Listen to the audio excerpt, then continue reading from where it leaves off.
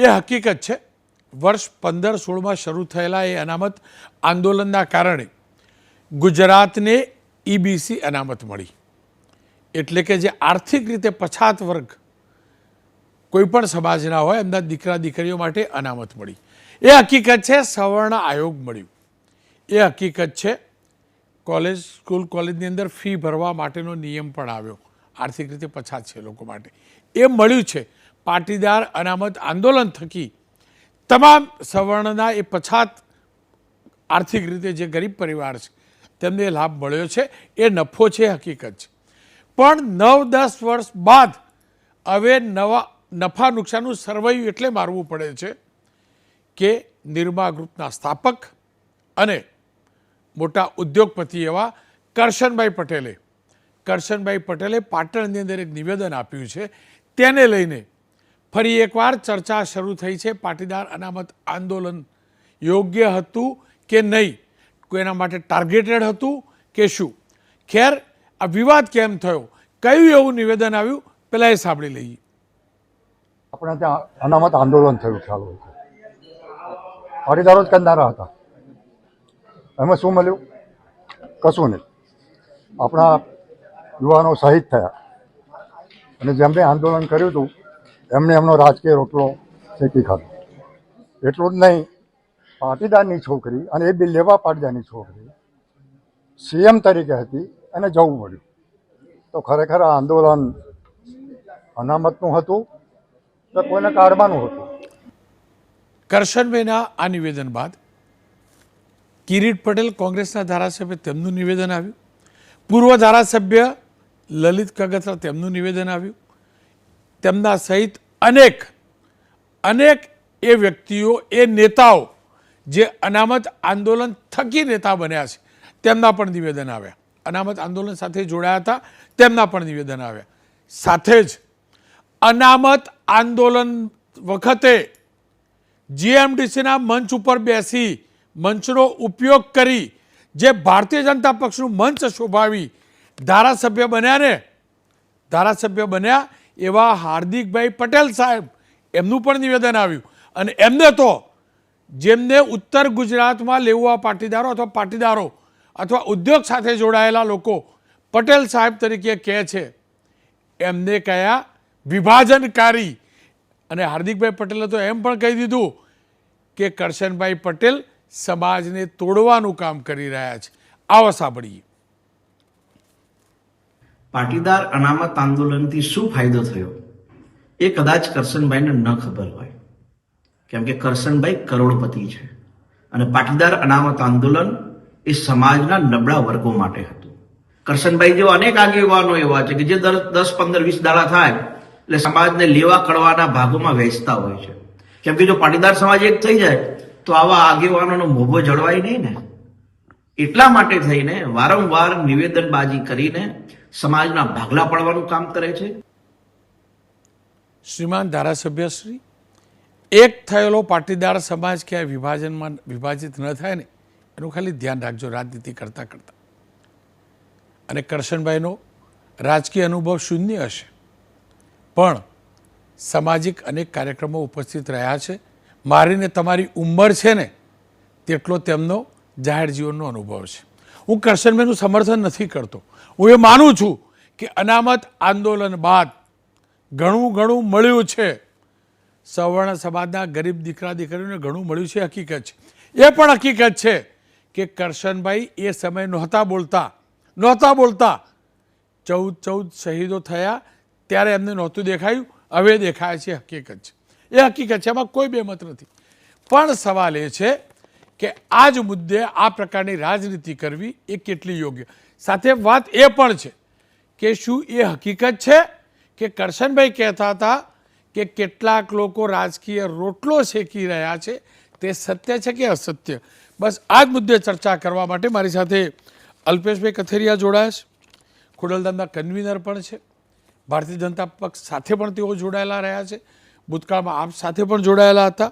અનામત આંદોલનનો એક મોટો ચહેરો હતો, એક જુજારુ ચહેરો હતો, છેલ્લે સુધી લડવાવાળો ચહેરો રહ્યા.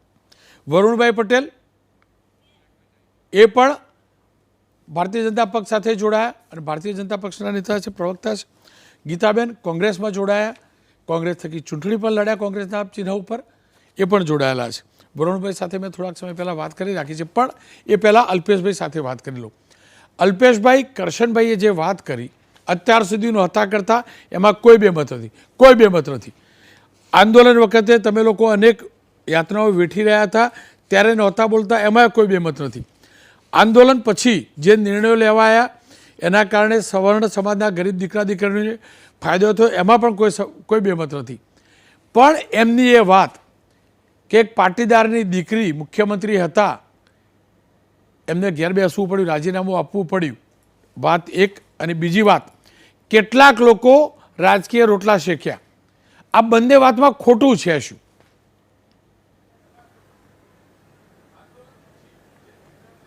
આ બંને વાતમાં રોનકભાઈ સદંતર ખોટું છે. કેમ કે આનંદીબેન પટેલને ગાદી પરથી ઉતારવા કે ન ઉતારવા એ પાર્ટીનો વિષય છે. અને જ્યારે અનામત શરૂ થયું ત્યારે કોઈ આનંદીબેનની વિરુદ્ધનું નહોતું કે આનંદીબેનના નામને લઈને નહોતું. જ્યારે જીએમડીસીમાં જે ઘટના બની, લાઠીચાર્જ થયો, યુવાનો શહીદ થયા, પછી આંદોલનમાં સરકાર વિરુદ્ધ રોષ ભભૂક્યો. બાકી સિસ્ટમ સામે અમારી માંગણી હતી. જે તે વખતે સરકાર વિરોધી કોઈ રોષ ત્યાં સુધી નહોતો અને એની પહેલા 1.5 મહિના આંદોલન ચાલુ હતું.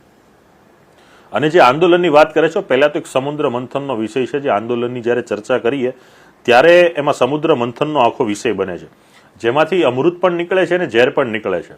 તો એના ફાયદા પણ છે ને ગેરફાયદા પણ છે. તો આંદોલનના કારણે ઘણી વસ્તુ એવી છે કે 14 પાટીદાર યુવાનો શહીદ થયા, ઘણા લોકોએ જેલવાસ ભોગવવો પડ્યો, આજે પણ કેસો ચાલુ છે. જે તો કોઈ માતા બહેનો ઉપર લાઠીચાર્જ થયો, એ બધા ગેરફાયદા છે. તો ફાયદા છે, ઈડબ્લ્યુએસ મળ્યું, આજે અનામત આયોગની રચના થઈ છે, માત્ર પાટીદાર સમાજની 150 થી પણ વધારે જ્ઞાતિઓ એનો લાભ લઈ રહી છે. 2000 થી 3000 કરોડના લાભો આજે યુવાન યુવતીઓને મળી રહ્યા છે. તો આ બધા એના લાભો છે. કરશન કાકા જે બોલ્યા, જે તમે જે બે મુદ્દાની વાત કરી, એમાંથી પ્રથમ મુદ્દો એકદમ સદંતર ખોટો છે. બીજી જે વાત છે કે રાજકીય રોટલા શેકી રહ્યા છે, તો રાજકીય રીતે કોઈ પણ વ્યક્તિ કોઈ પણ જગ્યાએ જઈ શકવા સ્વતંત્ર છે. કરશન કાકાએ જ્યારે એની શરૂઆત કરી આજથી 40-50 વર્ષ પહેલા, ત્યારે એ સાયકલ પણ નહોતા ચલાવતા, ચાલીને પાવડર વેચવા જતા, પછી સાયકલ લઈને પાવડર વેચવા જતા, અને આજે 50 ગાડીઓ લઈને ફરે છે. તો એની પ્રગતિ છે. એમાં કોઈ વ્યક્તિ કોઈ રાજકારણમાં જોડાય છે અને પ્રગતિ કરે છે તો એમાં કોઈ પણ પ્રકારનો વાંધો વિરોધ હોવાને બદલે ગૌરવ હોવું જોઈએ. હવે કરશન કાકાની વાત કરું, રોનકભાઈ આપ ખૂબ સારી રીતે જાણો છો કે જ્યાંથી કરશન કાકા આવે છે, મને જે નોલેજ છે પ્રમાણે તમે પણ આપ એ જ વિસ્તારમાંથી આવો છો. 42 ગામ લેવા પાટીદાર સમાજનો આજે પ્રોગ્રામ હતો. આ જ કાકાએ એના પ્રમુખ તરીકેનું ઘણા વર્ષો સુધી પદ નિભાવ્યું. આજે હોસ્ટેલનું શું છે? આજે તે બાળકોને આર્થિક સહાય મળતી, તે આર્થિક સહાય બંધ છે. એનાથી પણ હું વિશેષ વાત કરું કે ત્યાં 3 કાર્યક્રમો થયા છેલ્લા ગઈ વર્ષમાં 42 લેવા પાટીદાર સમાજના કાર્યક્રમની અંદર, કે જ્યાં કાકા બોલ્યા છે. એક તો 1750 થી પણ વધારે લોકો ખોડલધામની યાત્રાએ ગયા, રેકોર્ડ થયો. એ પછી એનાથી પણ વધારે વૃદ્ધોને લઈ, યુવાનો સાથે, મેડિકલ ડોક્ટરો સાથેની ટીમ લઈ અને 1000 થી પણ વધારે વૃદ્ધોને ખોડલધામ, સોમનાથ સહિતની યાત્રા કરાવીને છેલ્લે લાસ્ટ 4 મહિના પહેલા 850 થી પણ વધારે વૃદ્ધોને લઈ અને અયોધ્યા યાત્રાએ ગયા. આ જ સમાજના યુવાનોને કોઈ સહકાર આ કાકાએ નથી આપ્યો. કાકાને કેટલી વાર આમંત્રણ આપ્યું, આ કાર્યક્રમમાં નથી આવ્યા. હજી વિશેષ ને અંતિમ મારી વાત કે ગર્ભાશયની કેન્સરની રસી આ વિસ્તારમાં ફ્રી ઓફ આપવાનો યુવાનોએ કાર્યક્રમ કર્યો. આ જ કાકાના પિતાશ્રી ખોડાભાઈના નામનો હોલ છે. એ હોલ ભાડે પણ નથી આપ્યો, વિના મૂલ્યે નથી જોતો, પણ ભાડે પણ નથી આપ્યો. એટલે સમાજના વડીલોને, આગેવાનો એ પહેલા આંદોલનને ટાર્ગેટ કરતા પહેલા પોતાનું સ્વમૂલ્યાંકન કરે કે આ સમાજમાં પોતે અત્યાર સુધી શું શું કર્યું છે. અમે આ સમાજને અપાયું છે એવું અમે 1% નથી કહેતા. અમે સમાજના યુવાનના ભાગરૂપે અમારી જવાબદારી નિભાવી છે અને કુદરતને જે મંજૂર હતું એ મળ્યું છે. અલ્પેશભાઈ જુઓ, તમે કહો છો ને કે પાછળથી આ થયું એ જીએમડીસી બાદ, એ પહેલાથી હાર્દિક પટેલ આનંદીબેન પટેલને ફોઈબા કહી દુનિયાભરના ટોણા મારતા તે હકીકત છે. આ હકીકત છે.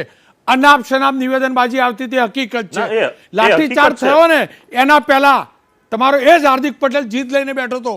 મારા રાજ્યનો, મારા ગુજરાતની મુખ્યમંત્રી ત્યાં આવે અને આવેદનપત્ર સ્વીકારે. અને કયા શબ્દોમાં હતું ને અલ્પેશભાઈ, તમે, હું ફરીથી કહું છું, તમારા શબ્દો ધારદાર હોતા હતા પણ શાલીન હોતા હતા, કટુતા નહોતી હોતી. હું સ્પષ્ટ કહું છું, એ હકીકત છે. ફોઈબા કયા ટોનમાં કહેવાતું હતું ને સાહેબ, આનંદીબેન મારા ફોઈ હતા, છે, તમારા છે, બરાબર. મારા તો ગામના ધારાસભ્ય રહી ચૂકેલા, એમાં કોઈ બેમત નથી. પણ એ ફોઈ કહેવાનો જે ટોન હોય ને સાહેબ, તમે આ પટેલના દીકરા છો, હું આ પટેલનો દીકરો છું, હું જાણું એ કયો ટોન હતો જાણું. સેકન્ડ થિંગ, તમે જે વાત કરો રાજકીય રોટલા શેકવા, માફ કરજો અલ્પેશભાઈ, પણ તમારે બધા સાથીદાર જે ધારાસભ્યો બનીને બેઠા ને એમને ખાલી પૂછો, પહેલાં રોનક પટેલને ફોન કરતા ને કે આ ગીતાબેનને ફોન કરતા, તમને ફોન કરતા ને, ફોન ઉપાડીને સીધા જય સરદાર બોલતા ને, જય સરદાર મોટાભાઈ. હવે બધા મોટા ભાઈઓને પૂછો, જીવનમાં છેલ્લે ક્યારે જય સરદાર બોલ્યા? આ હકીકત છે ને, હું એટલે કહું છું. હું ફરીથી કહું છું, કરશનભાઈ પટેલે શું સમાજ માટે કર્યું નથી કર્યું વાત નથી, મુદ્દો આ છે. આપ જોડાયેલા રહેજો. વરુણભાઈ સાથે મેં વાત કરી છે, તમારા સાથીદાર એ પણ જોઈ લઈએ. વરુણભાઈ, આ આખો જે વિવાદ ઊભો થયો કે એના કારણે પાટીદાર સમાજને નુકસાન થયું આંદોલનના કારણે, સાથે મુખ્યત્વે એ પણ કહેવાયું કે આ બધા આંદોલનકારીઓએ અથવા કેટલાક આંદોલનકારીઓ રાજકીય રોટલા શેકે. એ હકીકત તો છે રાજકીય રોટલા શેકાયા હોય. રોનકભાઈ, હું ના પાડતો જ નથી કે રાજકીય રોટલા શેકાયા નથી. રાજકીય રોટલા શેક્યા જ છે. 15, 20, 25 જણ છે જે પોલિટિક્સમાં સક્રિય થયા છે. કોઈ અલગ અલગ પાર્ટીમાં બધા ગયા છે, પોતપોતાની રીતે સંઘર્ષ કરી રહ્યા છે. અમુક સેટ થઈ ગયા છે, અમુક સેટ થવા મથી રહ્યા છે, અમુક સેટ છે એનાથી વધારે સેટ થવા મથી રહ્યા છે. બધાએ પોલિટિક્સમાં છે જ. અને બીજી વાત જે કરશનભાઈએ કીધી કે 14 દીકરાઓ શહીદ થયા, એ કરશનભાઈ માટે દુઃખદ વાત આજે 10 વર્ષ પછી છે. અમારા માટે ત્યારેય હતી, આજે છે અને આ જીવન રહેશે. હું દિલ ઉપર હાથ મૂકીને કહું છું કે આ જીવન આ દુઃખદ વાત રહેશે. પણ કરશનભાઈ બહુ મોટા ઉદ્યોગપતિ છે, એમની બહુ મોટી ઇન્ડસ્ટ્રીઝ ચાલે છે. હું કરશનભાઈને એક વિનંતી કરું છું કે તમને આજે આટલું દુઃખ ઉભરીને આવ્યું છે 10 વર્ષે, તો તમે એ 14 પાટીદાર દીકરાઓના પરિવારમાંથી એક જણને તમારી ફેક્ટરીમાં ઓફિસર ગ્રેડની કોઈ સારી જોબ એમના બાયોડેટા પ્રમાણે આપો. વરુણભાઈ, તમે જે વાત કરી શહીદોવાળી, તમે બધું કરશનભાઈને યાદ કરાયું. માની લીધું કરશનભાઈ આટલા વર્ષો પછી બોલ્યા, પણ દિલ ઉપર હાથ મૂકી કહેજો, એ 14 યુવાનો શહીદ થયા, એમના ઘરે તમારા કેટલા સાથીઓ પૂછવા ગયા? બતાવો ને મને. ધારાસભ્યો બની ગયા, બધા બની ગયા ને? બની ગયા. જે સ્કૂટર, હું નહીં કહેતો ના તરક્કી થયું છે, જે સ્કૂટરો લઈને ફરતા હતા ને, સ્કૂટર લઈને બીજાનું પૈસે પેટ્રોલ ભરાઈને, યાર ને, ગરીબના દીકરા કરતા હતા ને, એ હળ સાઈડ ઉપર મૂકી દીધું, ફોર્ચ્યુનર અને BMW મર્સિડીઝ લઈને ફરતા થઈ ગયા. એમને ક્યારે યાદ આવ્યું? એમને ક્યારે? બીજું, મહેનત કરીને કમાયા હોય ને તો માની લઉં, આ 5 વર્ષમાં કોઈને મેં હળ ચલાવતા એક પાટીદાર ખેડૂતનો દીકરો નહીં જોયો, તમારા જેટલા પણ સાથીઓ. એમને એ કેમ 14 ઘર યાદ નહીં આવતા? કરશનભાઈ યાદ કર્યા એટલે જ દુખ્યું ના, આવવા જ જોઈએ. અને જવાબદારી દરેકની છે. અને હું જ્યારે રોનકભાઈ, હું જ્યારે ભારતીય જનતા પાર્ટીમાં જોડાયો ત્યારે મારી પહેલી શરત ભાજપના રાષ્ટ્રીય અધ્યક્ષ, રાજ્યના અધ્યક્ષ અને મુખ્યમંત્રી અને નાયબ મુખ્યમંત્રી શ્રી નીતિનભાઈ પટેલની સાથે એ જ હતી કે સૌથી પહેલી સહાય આ પરિવારના ઘેર પહોંચવી જોઈએ. અને એમને પાટીદાર ઉદ્યોગપતિ અને પાટીદાર સંસ્થાઓ દ્વારા 35 લાખની સહાય સન્માનનીય નીતિનભાઈ પટેલે એમના ઘરે પહોંચાડી હતી. આ મેં પ્રયત્ન કર્યા હતા. સમયાંતરે હું એ વખતે મળ્યો હતો, પણ ઘણા લાંબા સમયથી હું નથી મળ્યો. હું કોઈ ખોટી વાત નહીં કરું. હા, એમના સમાચાર લઈએ છીએ, ચિંતા કરીએ છીએ. તમારા સાથીઓ મળે ખરા? મારા સાથી અમુક સાથી બહુ મોટા થઈ ગયા છે, અમુક બહુ નાના થઈ ગયા છે, પોતપોતાની રીતે વ્યસ્ત હોય. હું મારી વ્યક્તિગત વાત કરું. અચ્છા, તમે કહો મોટા થઈ ગયા, ધારાસભ્ય થઈ ગયા, અને કરશનભાઈ એ તો ખોટું નથી જ કહ્યું. ફરીથી કહું છું, એ તો રાજકીય રોટલાવાળી વાત તો નથી જ ખોટી. એનું કારણ કહું, તમારા પૈકીના મોટા ભાગના લોકો જય સરદાર, જય પાટીદારના નામથી ચાલુ કરતા. ફોન કરે ને તો એમ કહેતા જય સરદાર. હવે ભાગ્યે જ કોઈના મોઢે ફોન ઉપર આ સાંભળવા મળે. એટલે રાજકીય રોટલા અને રાજકીય મહેચ્છાઓ સિદ્ધ તો કરી જ છે. અને તમને ના મનાતું હોય ને તો તમારા જ સાથીદાર, તમારા જ પક્ષમાં હાર્દિકભાઈ પટેલ 3 દિવસ પહેલાં એમ બોલેલા કે આપણે તો દમ મારીને કરાવી છે. જાણો છો ને બધા, દમ મારવા ગયા હતા પાટીદાર, એટલે ઇનડાયરેક્ટ એવું કહેતા હતા વિરમગામ મુદ્દે. હવે એમની હાજરી નીતિનભાઈ પટેલની હાજરી, આપણા માનનીય નાયબ મુખ્યમંત્રી શ્રી હતા પૂર્વ, અને એનાઉન્સરે એનાઉન્સ કર્યું કે હાર્દિકભાઈ નાયબ મુખ્યમંત્રી બનશે, અને નીતિનભાઈએ કહેવું પડ્યું, જોકે પ્રશંસા કરીને કહ્યું નીતિનભાઈ કેટલું બોલ્યા હતા, નીતિનભાઈ જાણે બહુ બધું જાણો, બરાબર. અને એ પણ હકીકત છે, આનંદીબેનને કેટલા ટોણા માર્યા હતા ને તમારા સહિત, અને તમારા એ ભાઈ ધારાસભ્ય બનીને બેઠા એ ફૈબા કેટલું કર્યું હતું, અને કેવા ટોનમાં કહેતા હતા. એ ભાઈએ જ્યારે નીતિનભાઈએ કીધું ને કે આ પહેલું સ્ટેજ મંત્રીનું આવશે, પ્રાર્થના કરી અને પછી બીજું આવશે, જોવા તમારે જોવું છે, જો બતાવી દઉં તમને પ્લે કરાવીને. કરો ભાઈ પ્લે. ભાઈ હાર્દિકભાઈને તમે અહીંયા પ્રવક્તા આપણા સંચાલન કરે છે સાહેબે એમણે ખૂબ શુભેચ્છા આપી દીધી, બહુ મોટું સ્ટેજ આપી દીધું.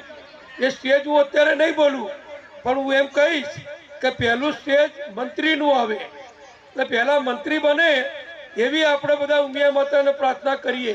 પછી બીજું સ્ટેજ જ્યારે આવે ત્યારે આવે.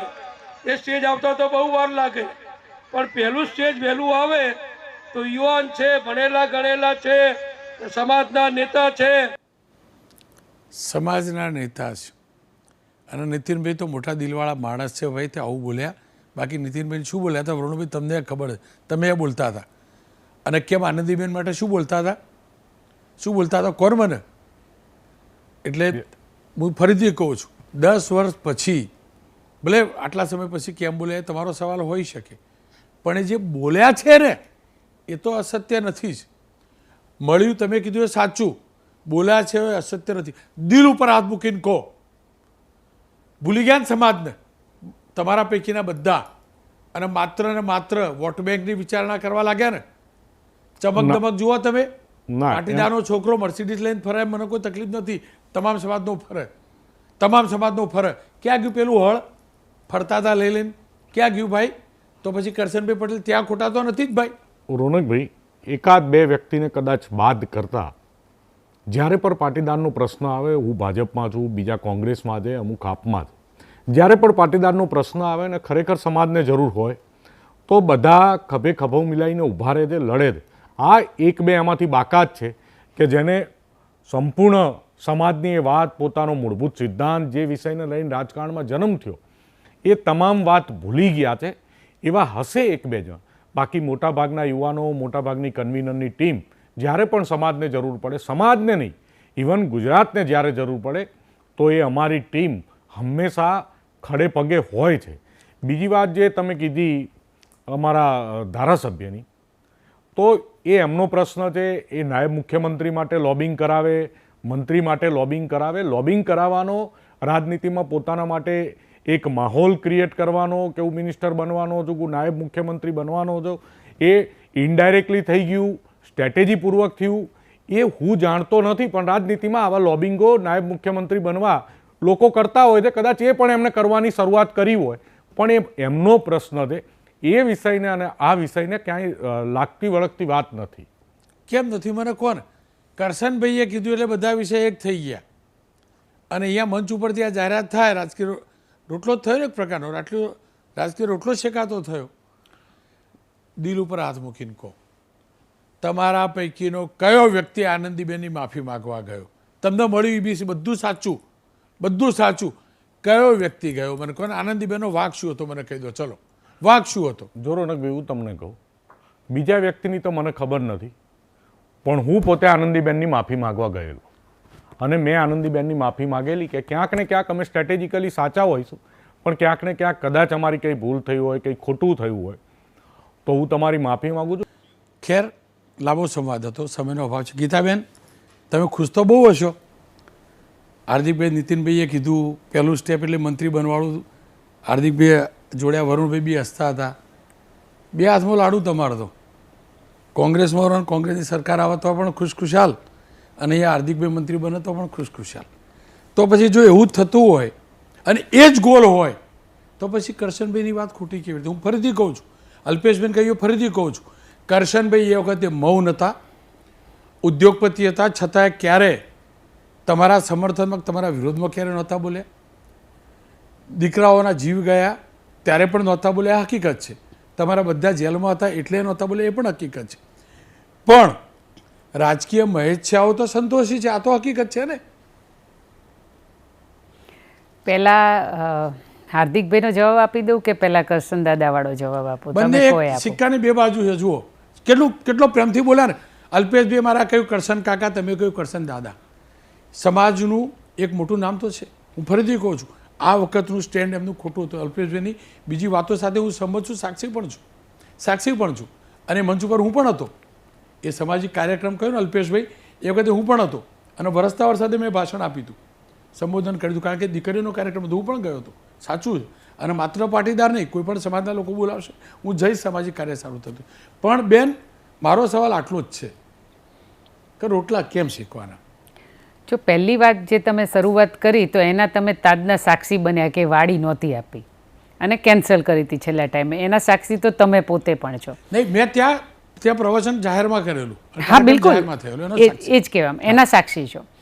પણ તમે જે કહો છો કે એમને રાજકીય રોટલા શેક્યા કે આગેવાનોએ કે કાર્યકર્તાઓએ કે આંદોલનકારીઓએ, તો તમે જે ઘટનાક્રમની આંદોલનના ફાયદાઓ ગણાવી દીધા અને એને આખું ગુજરાત જાણે છે અને તમે પણ તમારા મોઢે અત્યારે એબીપી અસ્મિતાની અંદર 10 વર્ષ પછી પણ આજે કીધા, અલ્પેશભાઈ પણ બોલ્યા, એટલે ફાયદા મારે નથી ગણાવવા. તમે જે કીધું એને હું સમર્થન આપું છું.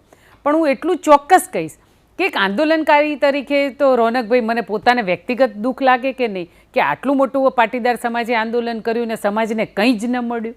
એટલે ચોક્કસ એ વાતનું દુઃખ છે. અને દાદા કીધા અમારા માટે હંમેશા એ સન્માનીય છે, આગેવાન છે, ચોક્કસ.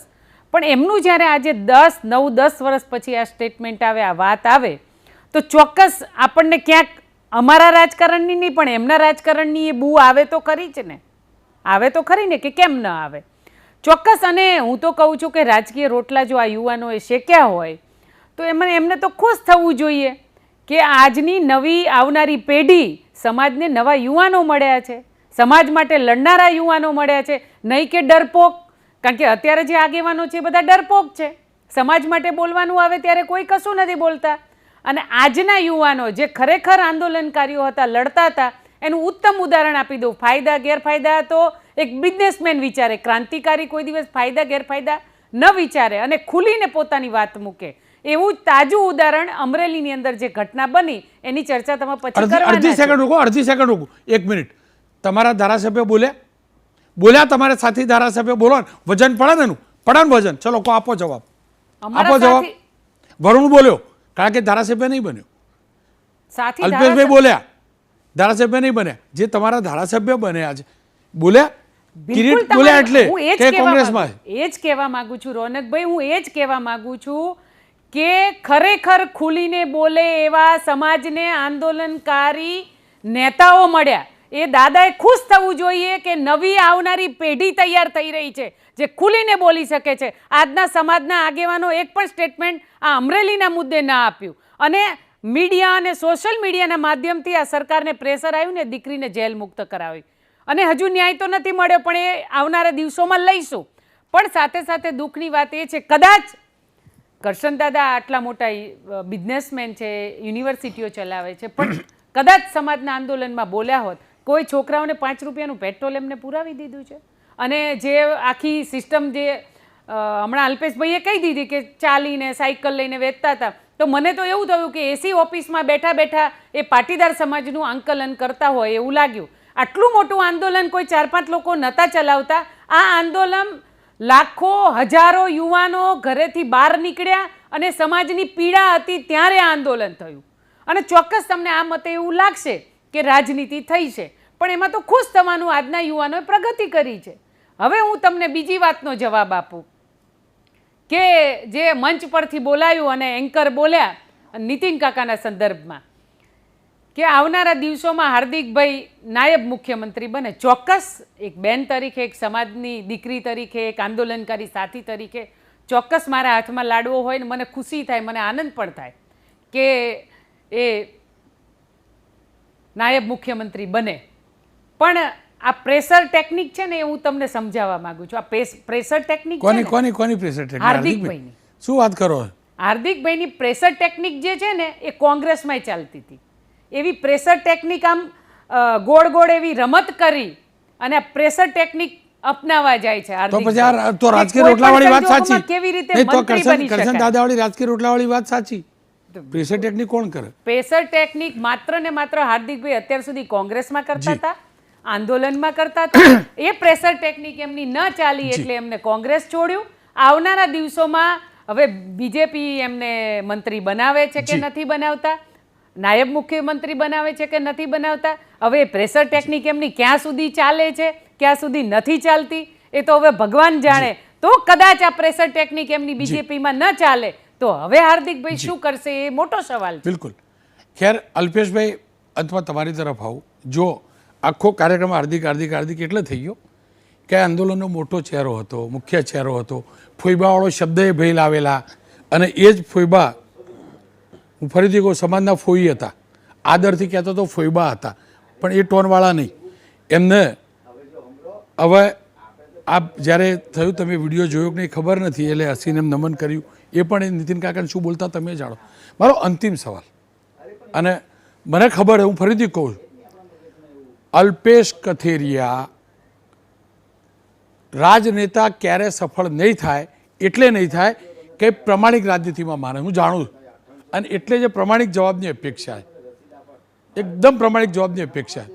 અલ્પેશભાઈ દર્દ થાય કે નહીં, સમાજની વાત સાઈડ ઉપર મૂકી અને માત્ર રાજનીતિની જ વાત થતી હોય, તમારો જે સાથી, હું ફરીથી કહું હાર્દિક ઉપર એટલે એ ધારાસભ્ય, આ તમારો મુદ્દો તમે ગયેલા ને અમરેલીવાળું, ગયા ને અમરેલીનું નિવેદન પણ આપ્યું ને તમે, હાર્દિક પટેલનું એક ટ્વીટ પણ જોયું હોત મને કહો, ચલો એટલે ગુજરાતનો દીકરો અને પહેલા પાટીદારનો દીકરો, અને જો એવું જ હોય અને કરશનભાઈ એમ કહેતા હોય કેટલાક લોકો રાજકીય રોટલા શીખ્યા, તો હું ખોટું છું.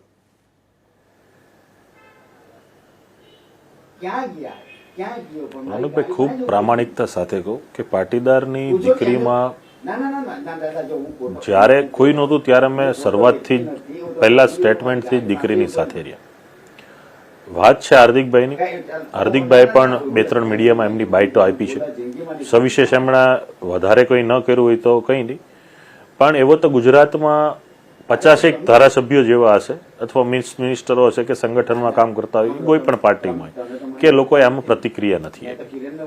બીજું કે કરશન કાકાએ જે વાત કરી કે આમાં રાજકીય રોટલા શેકા છે, રોનકભાઈ એમાં ખૂબ પ્રામાણિકથી મારો જવાબ છે કે જ્યારે સમાજનું જે આંદોલન થયું ને રોનકભાઈ, ત્યારે હું હોય, હાર્દિકભાઈ હોય, ડૉક્ટર નચિકેતભાઈ મુખી હોય, મહેસાણાથી નરેન્દ્રભાઈ હોય, કિરીટભાઈ હોય, લલિત કાકા વસોયા છે, ત્યાર પછી અમારે સુરતની ટીમ છે, આખા ગુજરાતમાંથી અમિતભાઈ જુનાગઢ, કોઈ પણ એમાં અમે જે 22-23 વર્ષની અમારે ત્યારે ઉંમર હતી બધાની, અમુકને બાદ કરતા, અમે સાહેબ એ વખતે ભણતા હતા, એટલે રાજકારણ, કોઈ પાર્ટી જોડાવું, પોલિટિક્સમાં જવું, સંગઠન, આ તે સત્તા, આ બધાથી ખૂબ દૂર હતા, બધાથી ખૂબ દૂર હતા.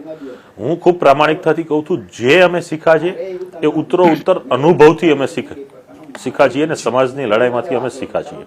એટલે રાજકારણમાં કોઈ લોકો રોટલા શેકા છે કે નથી શેકાય રોનકભાઈ, એટલા માટે હું મહત્વની બાબત એટલા માટે ગણું છું કે સમાજને ઘણું બધું આપ્યા પછીની આ પ્રક્રિયામાં કોઈ લોકો જોડાણા છે, નથી જોડાણા. આજે પણ ઘણા લોકો નિર્વિવાદિત રહી અને એક પણ પક્ષ સાથે નહીં જોડાઈને સમાજના કાર્યની સેવા કરે છે.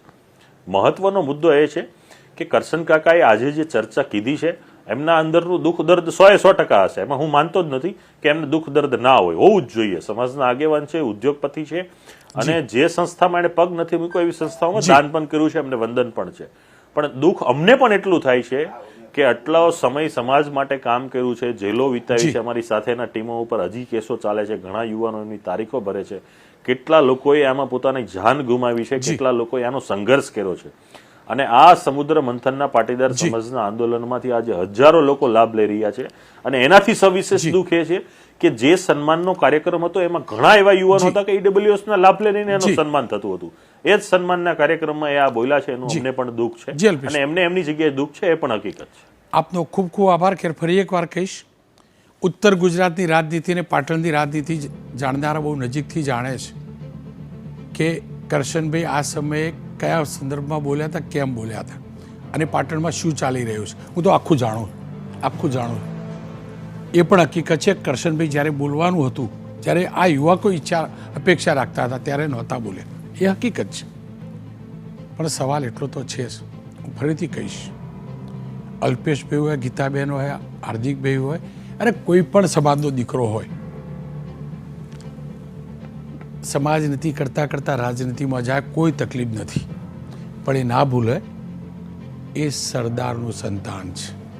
સરદારનું સંતાન એટલે પાટીદાર તરીકેનું સરદારનું સંતાન નહીં, ગુજરાતનું આ દેશનું સંતાન છે. રાજનીતિ કરવી હોય ને દમખમ સાથે સરદાર જેવી કરજો, સીધી કરજો અને દાવા સાથે કહેજો કે હા રાજનીતિ કરવા માટે અમે આ કરીએ છીએ. મહેરબાની કરીને કોઈને અંધારામ ના રાખતા, અંધારામ ના રાખતા. અને ફોઈને નમન થાય, ફોઈને નમન થાય, મેણું ના મારવાનું હોય. એટલા સમજવાળા બહુ સમજી ગયા છે. જેમને માર્યા મેણા એ પણ અને એક વખત તાળીઓ પાડી એ પણ.